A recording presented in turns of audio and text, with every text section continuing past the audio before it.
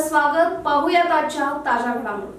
समाजातील कुपोषित बालकांची संख्या घटवून सदृढ सशक्त बालक घडवण्यासाठी सरकारने विविध उपाययोजना हाती घेतल्या आहेत. त्यानुसार बालकांना पोषक आणि सकस आहार मिळावा यासाठी सरकारकडून दिलेल्या अनुदानाचा योग्य वापर करून मुलांना पोषक आणि सकस आहार देण्यासाठी मातांनी लक्ष केंद्रित करावे असे आवाहन महिला आणि बालकल्याण खात्याच्या पुष्पलता देवमाने यांनी केले.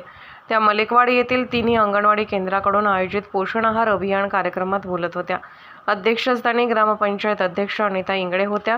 देवमाने पुढे म्हणाल्या, विविध भागात अद्यापही उपाशीपोटी वावरणाऱ्या लोकांची संख्या अधिक दिसून येते. हीच परिस्थिती नष्ट करून प्रत्येकाला पुरेसा आणि सकस आहार मिळावा, यातून कोणीही कुपोषित राहू नये यासाठी सरकारकडून वारंवार अनेक कार्यक्रम करून जनजागृती तसेच पोषण आहारासाठी कोट्यावधी रुपयांचा निधी दरवर्षी खर्च करण्यात येतो.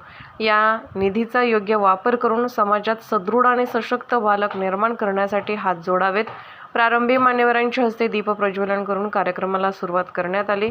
त्यानंतर उपस्थित गरोदर महिला व नवजात शिशु मातांचा सन्मान करत मान्यवरांच्या हस्ते बनवण्यात आलेल्या सकस आहार वितरण करण्यात आला. यावेळी ग्रामपंचायत अध्यक्षा चांदबी नदाफ, अंगणवाडी कार्यकर्त्या सुलोचना कट्टीकर यांनी मनोगत व्यक्त करून सरकारच्या योजनेचा आढावा घेतला.